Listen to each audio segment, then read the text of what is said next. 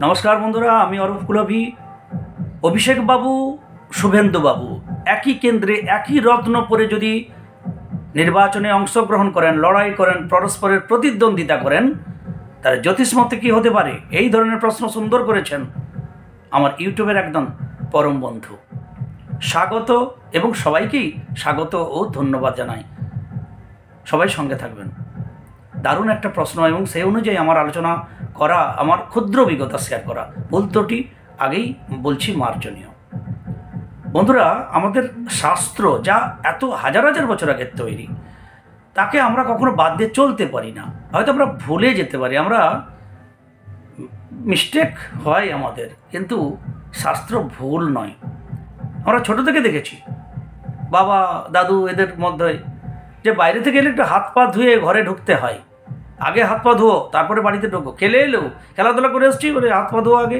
तारपरे बाड़ीते ढोको आमादेर एई रीति रेवाजटा आमरा प्राय भुलेई गेछिलाम जा शास्त्रे आछे करोना एसे आमराके एई शिक्षा आबार नतुन करे दिल करोना एई शिक्षाटा दिल ना पुरानो शास्त्रेर जे कथा सेटाके आबार रिपिट करलो भाग्येर उन्नति साफल्य এই সংক্রান্ত বিষয়ে আমাদের গুরু মহারাজরা সিদ্ধ মহাপুরুষ সদ্য সাধক সাধিকারা তারা আমাদেরকে অনেক নির্দেশ দিয়ে গেছেন পথ দিয়ে গেছেন কর্ম যোগ এটাই শ্রেষ্ঠ যোগ যার সম্বন্ধে বলা আছে শ্রীমদ্ ভগবদ গীতা এবং ভাগবতে আমরা কর্ম অনুযায়ী ফল লাভ করি अवश्यमेव भक्तव्यम कृतम कर्म शुभा शुभम भागवतेर कथा ताहले आमरा कर्म अनुयायी फल लाभ करी एवं करब जारा दुष्कर्म करछे तारा फल लाभ करछे जारा सत्कर्म सेवामूलक काज करछे तारा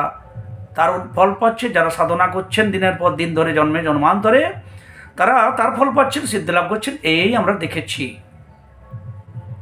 সৎকর্মে স্বর্গবাস অসৎকর্মে সর্বনাশ তাহলে এই অনুযায়ী যদি আমরা বলি তাহলে সেক্ষেত্রে জ্যোতিষ কেন বাদ যায় একই কেন্দ্র একই নির্বাচন কেন্দ্র সেখানে লড়াইয়ের প্রতিদ্বন্দ্বী যেই হোক যারাই হন তারা তাদের জ্যোতিষ মত যদি নেন যে পোখরাজ রক্তপ্রবাল আর চুনি পরো দুজনেই প্রতিদ্বন্দ্বী আমি একটা উদাহরণ দিলাম অভিষেক বাবু শুভেন্দু বাবু পরস্পরের প্রতিদ্বন্দ্বিতা করছেন দুজনেই রক্তপ্রবাল চুনি পোখরাজ একই কোয়ালিটি একই গুণসম্পন্ন একই মূল্যের ধারণ করলেন তাহলে কি এটা টাই হয়ে যাবে হতে পারে না যার প্রভাব যার কর্মর গতি ভালো যার মানুষ যাকে একসেপ্ট করবে একসেপ্ট করার পিছনে কারণ থাকবে কি না তিনি তার হয়ে কাজ করবেন জনগণের জন্য সেবা করবেন লড়াই করবেন জনগণের পাশে আছেন এবং ব্যাকগ্রাউন্ডে হয়তো থাকতে পারে ব্যাকগ্রাউন্ডে কোনো তার দুর্নাম থাকতে পারে চুরি বা এই ধরনের কোনো কিছু অবজেকশন থাকতে পারে তো তার মধ্যে মানুষ বিচার করবে যে কে কম কে বড় কার দোষটা কম কার দোষটা বড় এবং কে পাশে থাকবে এই অনুযায়ী আমরা যারা জনগণ সাধারণ মানুষ আমরা বিচার করি এবং সেই অনুযায়ী একটা মানসিক সিলেকশন করার পরে আমরা ভোট দেই ভোট দিলে আমাদের ফায়দা হবে দেশের বা দশের বা আমাদের এটা আমরা বিচার করি আর এই বিচার করার সময় যিনি ক্যান্ডিডেট তিনি তার হয় সেই ক্যান্ডিডেটটা ঠিক না হলেও তার রাজনৈতিক দলটাকে আমরা ভেবে দেখি যে এই দলটা থাকলে দেশে আমাদের ভালো হতে পারে এই নিরিখে আমরা কিন্তু বহু বছর ধরে আমাদের জন্মের আগে থেকেও ভোট হয়েছে তো ভোট বা নির্বাচনে আমরা যোগদান করি অংশগ্রহণ করি এখন কথা হচ্ছে এই ভোটে জয়লাভের জন্য একই রত্ন ধারণ করলেও কেউ হারবে কেউ জিতবে এখানে রত্নের কোনো রকম ভূমিকা নেই অর্থাৎ রত্ন আমাদের ভাগ্যের উন্নতি করে দিবে 100% এটা ঠিক প্রতিকার 100% নয় কেউ সাফল্য লাভ করলো তার জন্য রত্ন এটা মূল হতে পারে না কর্ম সাফল্যের মূল এটাই সর্বশ্রেষ্ঠ কথা যুগে যুগে এবং পরেও যদি কোনো প্রতিদ্বন্দ্বিতা কোনো লড়াইয়ের ময়দানে কেউ চিটিং করে জিতে এ কলিযুক্ত চিটিংবাজির যুগ তো সে কদিন ধরুন একটা ইলেকশন নিয়েই কথা হচ্ছে ইলেকশন হলো সব ভালো হলো হ্যাঁ সেক্ষেত্রে হয়তো দেখা যাচ্ছে যেখানে ব্যালট বক্স সেখানে গোলমাল হলো কিছুক্ষণের জন্য সিসিটিভি বন্ধ হলো এই হলো তাহলে সেটাও বা কদিন তাতেও আবার সিসিটিভির আরও ভেরিফিকেশনের জন্য আরও উন্নত ব্যবস্থা হবে তাহলে এইভাবে পরপর যিনি চোর তাকেও চোর ধরার মতো ব্যবস্থা হবে। তাহলে এইভাবে বেশি দিন বাঁচা যায় না বা জিতা যায় না। যদি তাই হতো তাহলে ইংরেজরা 200 বছর নয়, আমাদের ভারতবর্ষে 2000 বছর রাজত্ব করত। এত শক্তিশালী ব্রিটিশ আমাদের ভারতবর্ষে যখন এসেছিল, তখন আমরা এক প্রকার মূর্খ ছিলাম।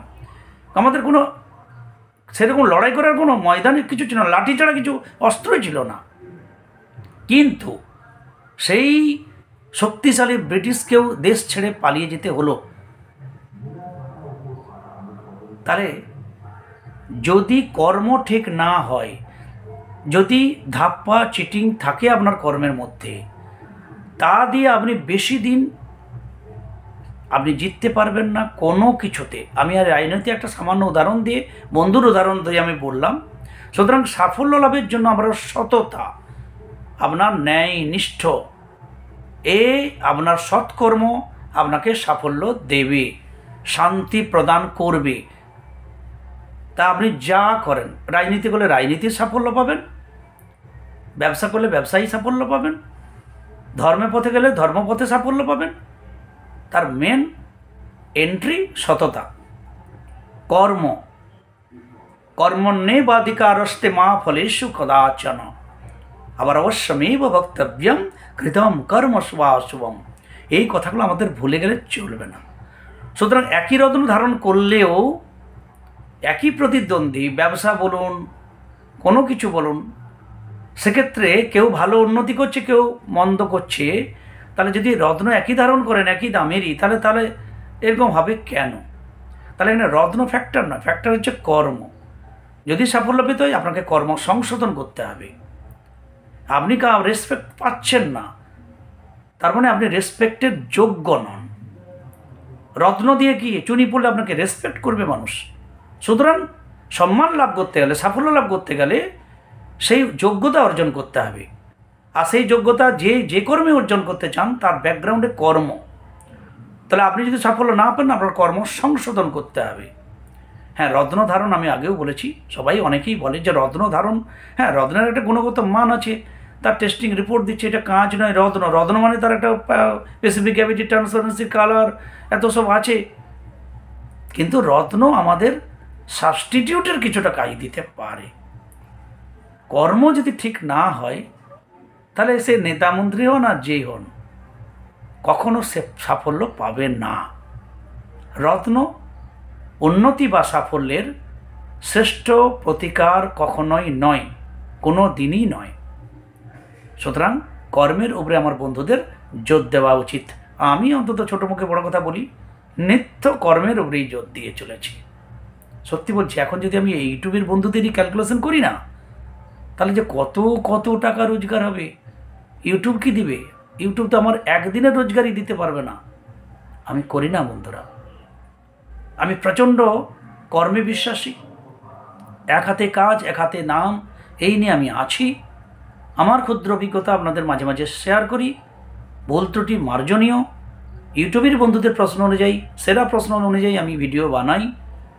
আজকের এই সেরা প্রশ্ন, এই ইলেকশন পারপাসে দারুণ একটা প্রশ্ন করেছিলেন কেউ, তারই উত্তর দিয়ে দেওয়াই যে একই রত্ন ধারণ করেও যদি একই ময়দানে একই নির্বাচন লড়াই করেন দুজন প্রতিপক্ষ, সেক্ষেত্রে কে জয়লাভ করবে সেটা রত্ন উপর নির্ভর হচ্ছে না, রত্ন সেটা নির্দিষ্ট করতে পারে না।